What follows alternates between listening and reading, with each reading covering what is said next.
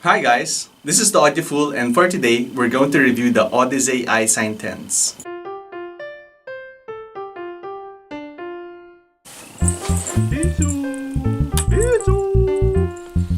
So these are how they look like. They're a little bit big, but I think they sort of look cool. If you find TIE Fighters cool. Of course they're cool. And they look nerdy if you find Star Wars nerdy. Sacrilege!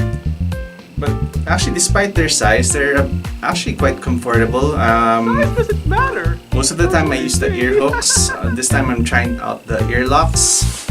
It comes with two pairs of ear hooks and two pairs of ear locks. So the ear locks are actually also comfortable. Although I find it a little bit invasive, although it doesn't really hurt after maybe an hour and a half or 2 hours. But I still prefer the ear hooks because I basically don't feel them in my ear. So what do they hook on? And it also comes with 6 pairs of ear tips. 3 of those pairs are ribbed. And for my ears, I prefer using the normal smooth ones. I prefer the rib, but not for my ears. So yeah, they're pretty comfortable with what they came with. Unlike the M300s which I reviewed before, the Monolith M300s, they weren't, the ear locks and ear hooks and ear tips weren't fitting my ear. Here. So in terms of sound quality, for my standard test tracks, Trials of the Past by Subtrack, they produced good SPL levels, although the extension was slightly still lacking for my taste, but they were able to do the 3 bass notes at the same SPL levels. Then for Norah Jones, don't know why, the vocals were a bit slightly forward, but the coarseness of Norah Jones' voice came out very well, and you can hear the details of the hi-hat while hearing all of the other instruments at the same time. Then for Frank Sinatra's I've Got You Under My Skin, a duet with Bono, Frank's voice was full as well as Bono's, and it was a bit airy, although the bass notes were slightly less defined for me, but the other instruments were more forward. Then for Alicia Keys' If I Was Your Woman in the MTV Unplugged album, it was very fun and punchy. I love it. I love you. So her voice was really forward. I love you. The background instruments were quite airy, and the quality of the sounds was almost pitch black, although not exactly super quiet. But it was very good enough. It was good enough. So I'll be comparing it with the Monolith M300s.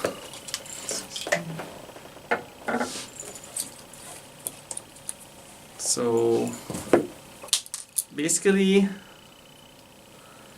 in terms of comfort, these loose, as I mentioned earlier, they really don't fit my ears. I didn't like them.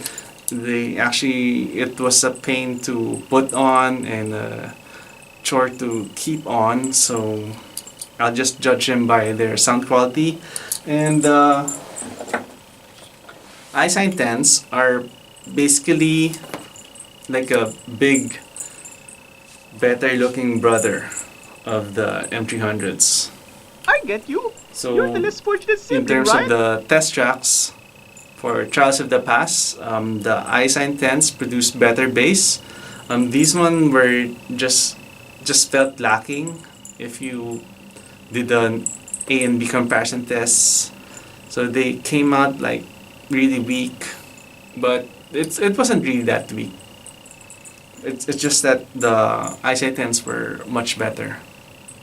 For Sasrai by Kodo, the drums had less of an impact in the M300s. The wind instruments had less depth. So again, the i300s were much better. So also for Frank and Bono's voice were thinner in the M300s, and they felt more rounded, less grand. And for Nora Jones, don't know why, the song had a thinner, less detailed feel in the M300s. Her voice, or Nora Jones' voice, sounded much thinner and was smoother in a bad kind of way. Yes, we like it. And the instruments also didn't have much of an impact, at least compared to the M300s. For Songs, Carnival of Animals, Aquarium, again, these sounded in a slightly smaller stage. They had less sparkle and it was less grandiose. For Blue Rondo a la Turk by the Dave Brubeck Quartet, the Isine 10s were definitely the more fun, more punchy, and more of a pleasure to listen to. These felt a little bit dry and lacking a bit of a timing. So overall, there's not really a lot to not like about the Isine 10s. They sound excellent. Highs are very detailed and delicate. Vocals are forward and full. It could use a little bit of bass, but it's not bad at all. And most importantly, it's fun to listen to. It's very punchy. So listening is a very pleasurable with these Isine 10s. Especially with the ribbons. And maybe you like the look of it. TIE Fighters. TIE Fighters, so awesome! So, what's not to like about it? Maybe you don't like the look of it. TIE Fighters. TIE Fighters, So, nerdy. well, one of the things I noticed when I was testing it out is, well, actually I already knew it. It's open ear, so if you go to a noisy environment while wearing it, I hope you don't use it for jogging or something. Jogging is now Well, called running. The noise hurts the music quality, so you need to drive up the volume to drown out the noise. But yeah, since the bass is a little bit lowered compared to the other dynamic drivers or other earphones, it kinda get drowned out. I need my bass And when I pinch 500 grams. what's really sad about these are the price. They're pretty expensive at $400, $350. So it's twice the price of the Monolith M300s. But I think, yeah, if you can find it at a bargain or a discounted, go for it. I think every audiophile, everyone who's into IEM should at least try it out, because for me, I've been audiofooled. So yeah, if you do get a chance to try out the Audeze Isine 10s, please do so. You won't be disappointed, I promise. Really? So thanks for watching. If you have any comments, just write them down below.